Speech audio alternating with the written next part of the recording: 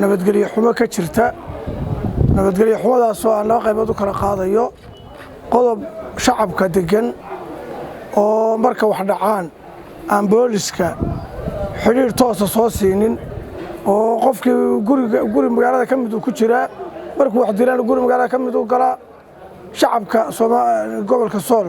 waxaan kula dardaarmayaa dadka haldoorkiina dilaya inay qarsanad sheegtaan dawladda Soomaaliland dadka lagu laayaa meesha dadka kale ee shacabka waa la isdhex jooga Soomaaliland marka lagu dilo qofka haldoorka ee gobolka Sool ka soo jeeda wax hawlo oo uu ku hayaa ma jiro afka ay yiraahdaan waxa way idinka istilayay arinta meel ka dhac baan u aragnaa maamul boolis baa jooga gobolka mid military baa jooga mid CID baa jooga mid sirdoon baa jooga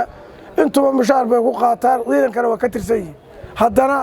wax ribooda oo ay soo qoraan oo soo diyaariyaan ma jiraan madaxweynaha waxaan leeyahay madaxweyne dadka gobolka jooga ee maamulka haddaanay si dhab ah dadka dilaya wax uga sheegay oo soo qabanay oo ayaan uga diyaarinayna ribood ka soo wada saar madaxweyne dad kale ku bedel baan leeyahay sababtu waxa weeyaan dad degan magaaladii oo jooga suryada aad ka laabatid bani askariya baa taagan hal qof soo qaban maayo ribood lagu qori maayo ninka baaraha ee maanta taga wax haba yaraatee gal dambiyeed uu tagayo oo wax laga qorayaa ma jiro balada u fiirsada rag badan oo baarayaal ah tagay inta la sanad wax lagu diray markaan weydiinay waxay nagu yiraahdeen wax gal dambiyeeda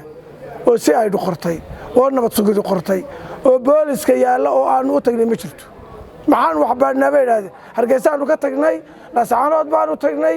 wax allaale wax tilmaano aan raacno waanu weyn marka waxaan madaxweynaha Musabbix Cabdi waxaan u sheegayaa gobolka Sool maamulka aad geysay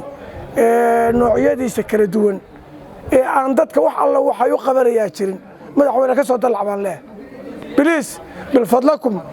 waxaan leeyahay soo dhaaf dadka wax ka qabta oo qoomamada iyo ciilka iyo baroorta dadka la wadaaga u dir shacabku iyaga isleenayaan lama oran karo laakiin waxa wuxuu u baahan tahay mas'uuliyiinta aanu dadka ka hadlayo waxa weeyaan dadka mas'uuliyiinta ee gobolka jooga haday tahay qaybta booliska haday tahay CID-da haday tahay sirdoonka dadka mas'uuliyiinta ee gobolka xilalka u haya maamulka gobolka ee guddiga nabadgelyada waxa aan ka hadlayaan leeyahay anagu eeta saaraya waa guddiga nabadgelyada ma aha maamulka Soomaaliland guud ma madaxweynaha waxaan ka codsanayaa guddiga nabadgelyada ilaa saxaanood haddaanay wax qawaacib xumada maabe walba ka dhacaysa wax ka qaban naga soo bedel madaxweynaha waxaan leeyahay si degdeg ah mas'uuliyiinta gobolka Sool joogta ee guddiga nabadgelyada ee aan marka lagu dilo haldoorka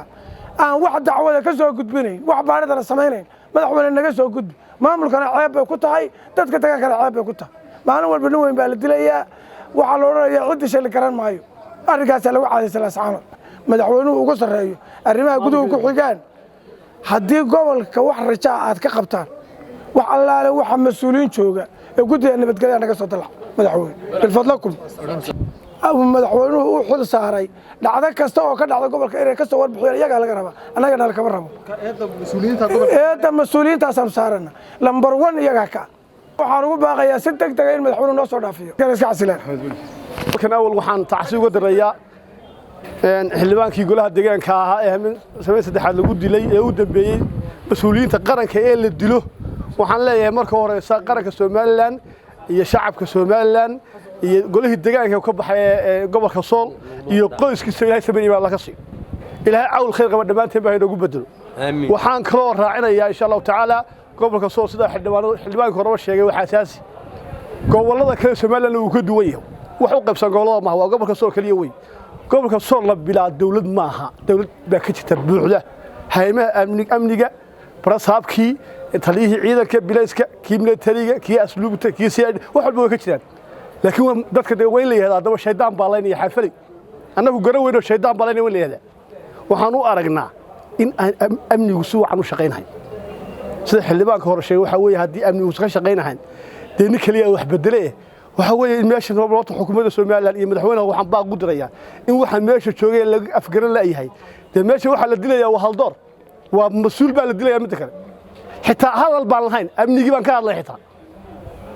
waxaan la dilayaa waa mas'uuliyiinta qaranka weey mas'uuliyiinta qarankana waxa u xisaaran in arintooda si degdeg loo helo xukuumadda Soomaaliland oo ugu horeeyay madaxweynuhu oo wasiirka arrimaha gudaha ku xigo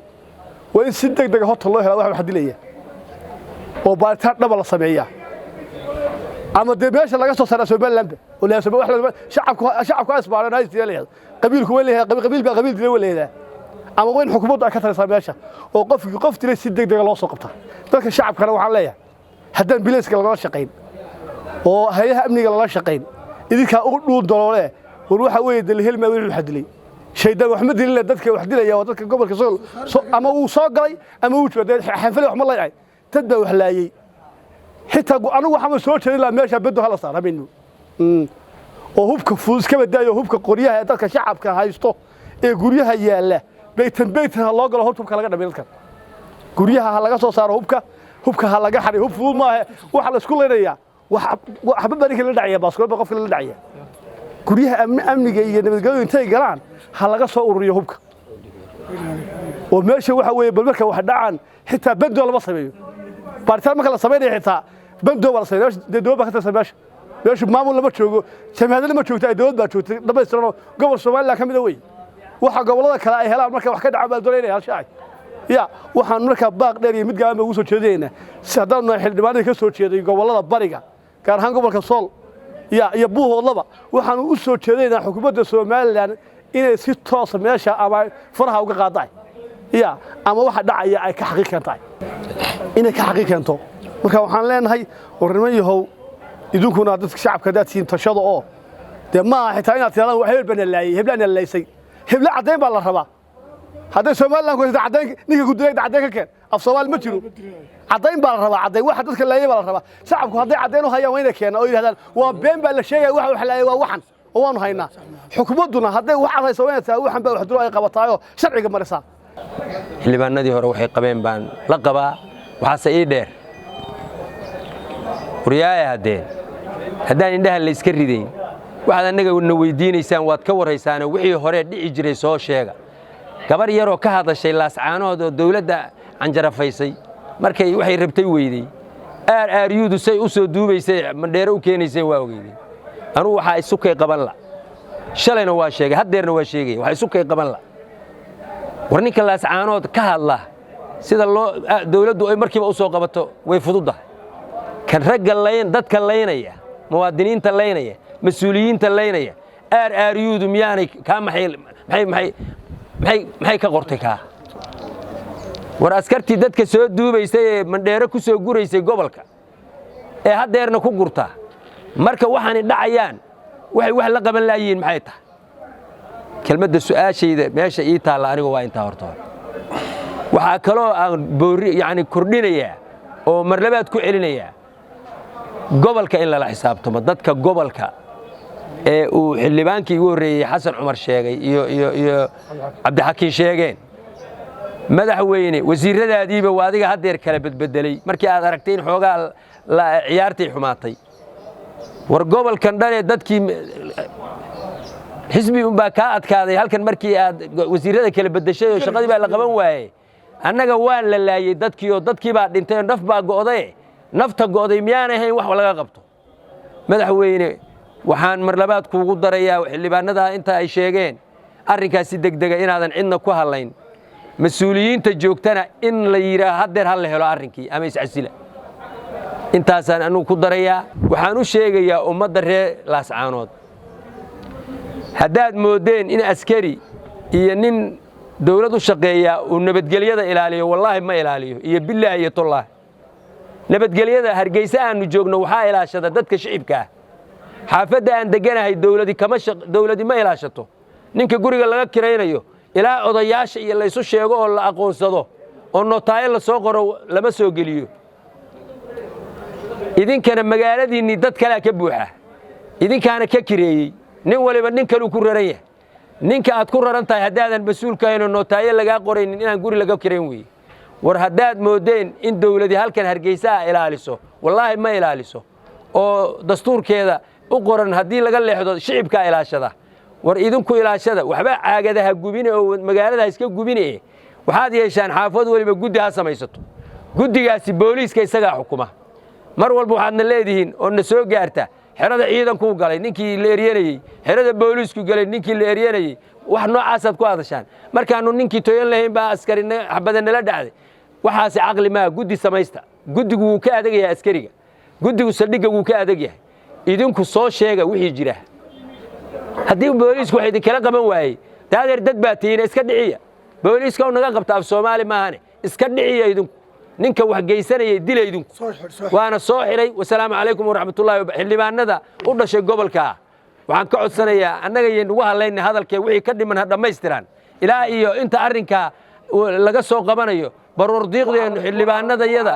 iyo xildhibaanada hadhow raba inaannu la hadalno gobolladooda arrinka ka jira qolo walba qolo kalaa u hadashee nimankiinan xildhibaanada ee golaha nagula jiro golaha wakiilada iyo kuwa guurtidow arrinkan ka hadla haddaydan saxaafadda saannu uga hadlayno iyo boogtana taabanaysa idin uga hadal annaguna hadhow ka hadli mayno waxaa idinku u baahan tihiin berberay berri waad noo baahan tahay burcay waad noo baahan tahay booramay waad noo baahan tahay inaan hadalkaaga ka hadalno waryaa ceeri gaaboy waad noo baahan tahay war ha nugu hadlaynina waad aragtaan arrinkii na soo dhaaf annaga arrinkan ha nugu hadlaynina ummaddan la laynayo layladlama qabo annagu idinka wax la xiro unbaa laydiin geystaa annaga dil baa ka socda gobolka yagii ilma adeerayaalow noo hadla oo nala hadla oo haddaannu khaldannahay nala hadla oo arrinkan ha noogaga harine inta baroor diiqdu soconayso intaa nugu caawiya ninka dilayana isagu ha soo helo ma loo soo heli maayo hadduu sugayo in loo soo helow ku quusa intii hore maanta inaad sugto wixii ka dambeeya ma aha waa inaad adigu guddiyo samaysataa